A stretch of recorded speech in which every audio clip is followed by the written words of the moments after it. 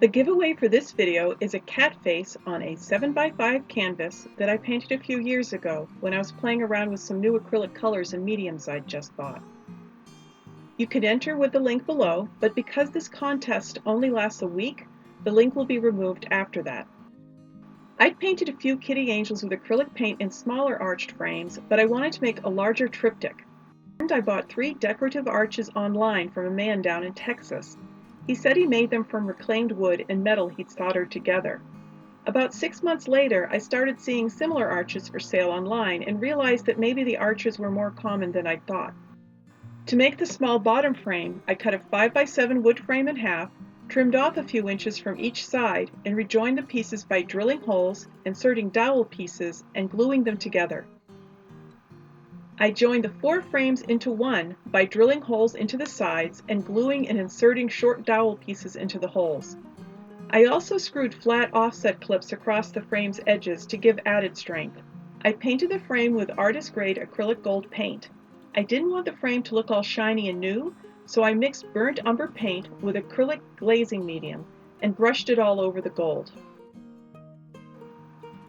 I used a handsaw to cut out the panels and sanded the edges. Before transferring my angel drawings onto the panels, I played around with my sketches to figure out the best arrangement. Originally, the small frame at the bottom was going to hold a painting of 3 angel mice, but then I got the idea of painting a catfish there instead. For the kitty angels, I wanted the panels in the same position as they would be when I framed them. I kept the sky closest to the horizon light, then gradually increased the value higher in the sky. Because the middle panel showed a higher area of the sky than the other two, the sky at the top of the middle panel was the darkest blue of all. For the sky, I thinned my paint with acrylic airbrushing medium so that the transitions from light to dark would be very smooth. For the kitties, I used regular acrylic glazing medium, which left the paint with a bit more body. But the further along I went, the more I began to question whether I liked the sky.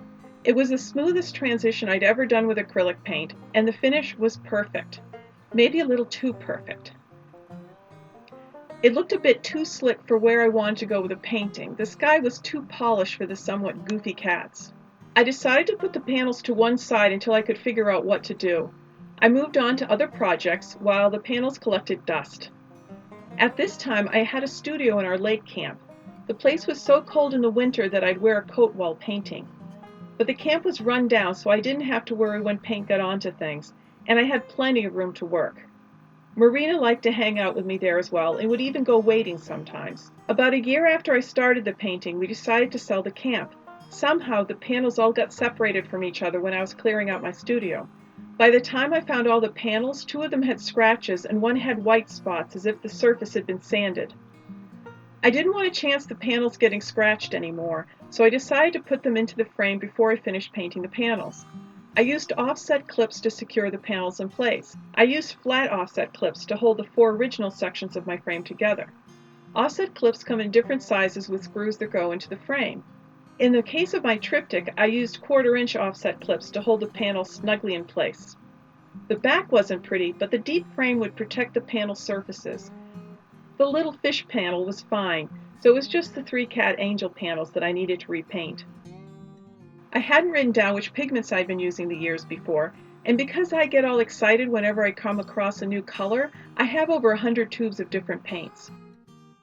First, I needed to fix the scratches, so I'd have a flat painting surface again. I figured out which blue I'd been using for the sky and mixed it with airbrushing acrylic medium.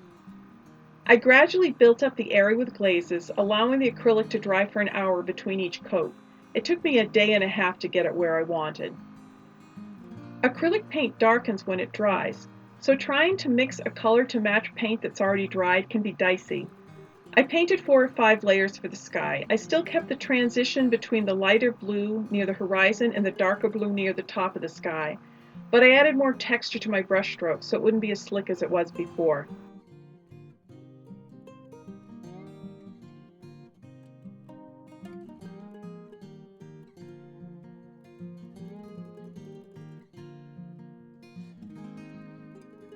Usually I would only use horizontal strokes to build up a transition with acrylic paint, but because I'd added airbrushing medium, the paint was loose enough to let me do some vertical mixing as well.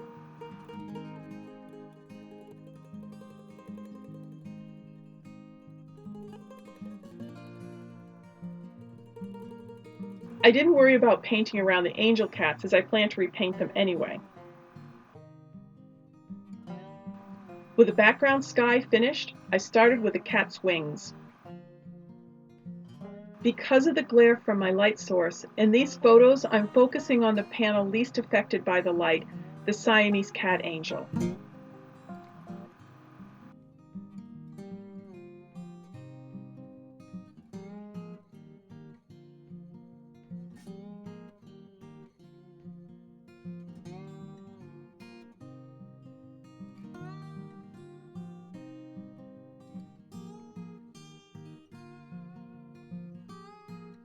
It would take several layers to build up the paint's opacity.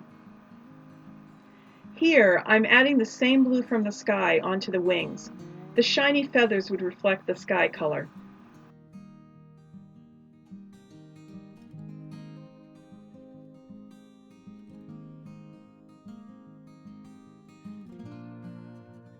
Here, as I'm painting the top of the Siamese cat's wings, I'm not worrying about losing her right ear. I'll just paint that in again later.